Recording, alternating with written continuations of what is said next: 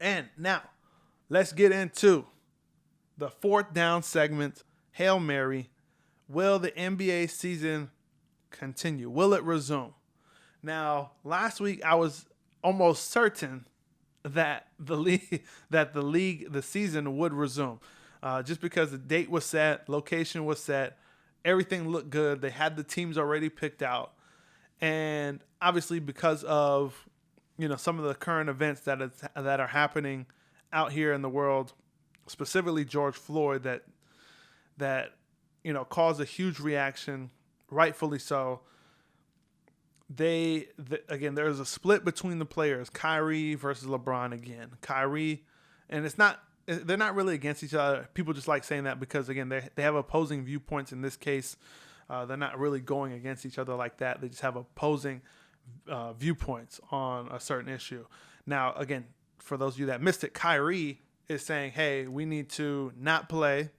I'm willing to give up everything to do what's right for social justice," which again is respectable.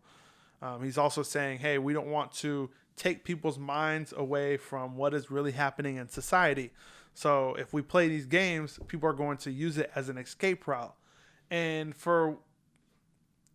that's just what sports does for a lot of people. It's entertainment. It's to get their minds off of what's happening now. And Kyrie's afraid that if the NBA starts now, Kyrie, I believe the Nets aren't even in the season if the season resumes. So it's easy for him to say, hey, we shouldn't play.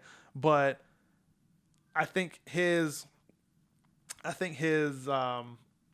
aim, his goal is right on the spot. Like, hey, we need to do what we can and use our platform to bring awareness to, social injustice, inequality in America, and George Floyd's death. And again, LeBron's side, where most players are going to be on LeBron's side, is that we need to resume the season. Again, LeBron, some people think that he just wants to resume the season because this is probably the Lakers' best chance to win a championship and LeBron's best chance to win a fourth championship. They would likely be favored if the NBA season was to resume in Orlando at the end of July. But my stance is that the league season will continue. And let me tell you why. So, again, most players are on LeBron's side just for the simple fact that not every player is a max paid player.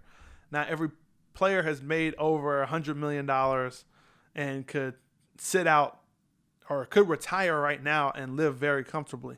A lot of these guys are still earning their contract. They're still earning their dues. It's hard to see that a lot of players are like, screw the money. We're going to do this. Obviously, they have a family. They still have to pay. The bills are still there. So I anticipate a lot of players being on LeBron's side for financial reasons. And again, that's just what it is. In the NFL, you have your 5 or so top guys on each team that get paid, but the rest of them are roster fillers. You have guys on veterans minimum. You got your guys that are making decent money, average money for their position. It's similar to the NBA. Obviously a smaller scale. You have your 1 or 2 guys that are getting top dollar, and the rest of the guys are kind of like veterans minimum, and average money. So it's not like all these guys are making max deals where it's like Kyrie made a ton of money during his career in the NBA, and he could sit out and retire now and will be okay. Again, most of the players aren't at that point yet. Endorsement deals thrive when the season is going as planned. Ad dollars, players wearing these specific, Nike shoes during games. Again, these are where athletes have an ability to make money. And again, I think that most athletes will side with LeBron based on financial decision. My heart goes with Kyrie because, again, I understand what he's trying to do. It makes sense to me. And if most players are like, hey, we want to come back, even the players that are teammates of those guys are like, hey, we want to come back. If the season resumes and they have committed to coming back, I doubt that the players that are on Kyrie's side as far as saying, hey, we're going to sit out, are going to remain seated if majority of their team comes back to play. I don't think it's going to happen. It would look bad, or it wouldn't look bad on that player. It would just kind of pressure him into coming back and being a teammate of those guys who essentially, majority rules in most cases. So if your team is like, hey, we're going to go back, then I guess the right thing to do as a teammate and a member of that team is to go with the majority.